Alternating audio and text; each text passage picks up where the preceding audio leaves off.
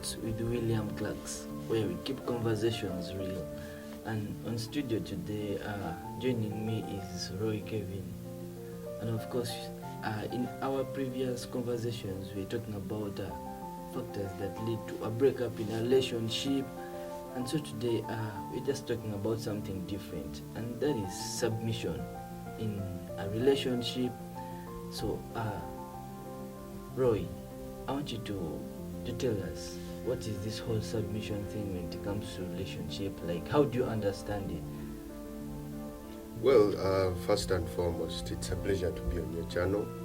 And I am glad and honored to have this opportunity to talk about submission on your channel. To be honest, the truth is that, submission is really needed in a relationship, and it could be one of the factors as to why we are seeing a lot of breakups these days amongst couples, amongst partners, and even in marriages.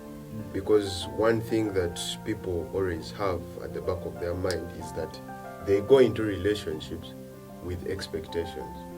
And that's the biggest disaster when it comes to marriage, when it comes to relationships. So I guess when you are to expound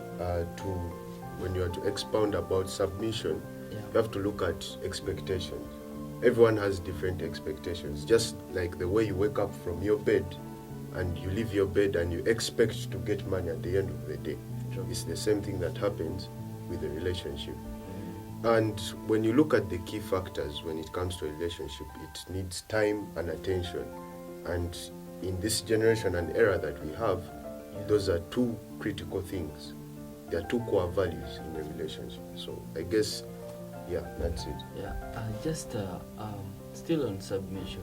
Today we have seen that very many relationships have not really worked out because of submission. In our generation today, we feel like submitting to someone is not really something that people have, welcomed so much, because it can be something that ruins so much a relationship in the name of submission. Take an example: if you are dating someone who maybe has more money than you, and it really becomes so hard for that person to submit to you just because they have something more than you. So when it comes to such kind of a thing where submission is kind of a principal thing, like if you don't really follow it, there is a way things don't really work out so well. So in a scenario like that, you as a person, how can you treat such a thing? And would you really go for someone who has like something more than you? Okay, let's take an example: you're a man and you're going for a lady who has something like more than you in terms of finance, and this whole thing of submission, how you're going to deal with that. Well, to be honest, it's a good question, and for a fact, I once sat down with a spiritual leader, and then he gave me an example, gave me an illustration. He told me, when you look at these fingers, all of them are not the same. Sure. In this world, we are all not the same. We were born different color, different languages, different cultures. When you talk about a woman having a higher financial status than you, it initially means that she's independent, she's already established. True. The only difference could be maybe the age. She could be, let me say, 20, in her early 20s, maybe like 23, 24, and you're still grinding, you get? But with such women, when it comes to submission, she really wants someone to be there for them, because she's already established. So initially, she just needs someone to be there for her. And that's why you come in as the man. Of course, initially, you're also not doing well financially. But as a man, what she requires from you is time and attention. But sorry to cut you short. At a certain point, though she's already established, she has all the money, and she just needs someone to be there for them and to love them. But I feel that is really, it's not going to work to me, because I feel she will be more submitted to her money, in that she has the money and her money speaks for her. So literally, you're going to be there for her, yes, but when it comes to making decisions, when you're making a decision, who is going to agree more on that specific decision that is going to be made? Is her money going to speak for her, or it's you as a man who is going to, to be heard the most? Well, just like they say, it is rare to get a virgin woman these days. To be honest, when it comes to decision making, of course, it's the woman who is going to be making decisions. Yeah. Because these days it is rare for a man who is down financially to make a decision. Yeah. You need to be maybe on the same level financially with the woman to make a decision. And also it goes back to what I said. It's all about the dominance in the relationship. Yes. Sometimes the woman can be dominant. It's completely possible. Yeah. It's like that because she's a big step ahead of you in terms of finances. That one is pure honesty. And I feel like that automatically makes submission hard. Exactly. Because she's far much better than exactly. We are at campus, and there are scenarios whereby you meet a lady, she's good looking, she's 5 out of 5, 10 out of 10, depending on what scale. But when you're at campus, of course, different women come from different backgrounds. Let me correct myself, different girls come from different backgrounds.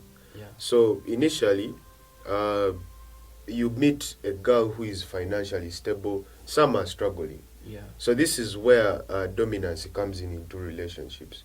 If the woman is financially well, then you're the one to submit because you need her more. There are times when you depend on her, like as if you're depending on your own parent. So let me ask you, you as a man, how would you wish to do that? Well, I'm still an adolescent. but to be honest, as a man, I think if I'm to give the right advice right now, if you're a man out there, the best option right now is to focus on you. Focus on what you love. Grind. Do the hard work. At the end, it will pay off. Because to be honest, there is no woman who would want to be with a guy who doesn't have something. Yeah. I'm not going. If I was a lady, I wouldn't be with a guy who has not yet established himself. Yeah. Because I'm not going to ask you for nails, maybe to take me out, for clothes, for maybe like just to cool off because I've been working. I need someone who will be able to pay the bills. So if I was a guy out there and you're watching us, I think the best thing right now is to work so that by the time you establish, then maybe you can try to settle down. Right. So the whole point comes here that submission is very hard when a woman is like far much better than you as a man. So the whole thing here, as a man, you're not going to get submission from a woman if she's better than you financially. It would be easy in terms of submission. Yeah, so thank you so much, Troy, for joining in this conversation. My pleasure. And I just want you to give our words. Last word, relationship one. Since my time is limited, the best advice I can give to a person out there, relationships are all about maturing with someone. You need to grow with someone who you're with in a relationship. What I mean by this is basically you need to understand and know the preferences of that person. So yeah, that's it. Thank you so much, Roy. And I thank you so much for being part of this conversation in Love Notes with William Clarks. And don't forget to subscribe, follow, share, comment, and send the link to that person who would wish to hear about this.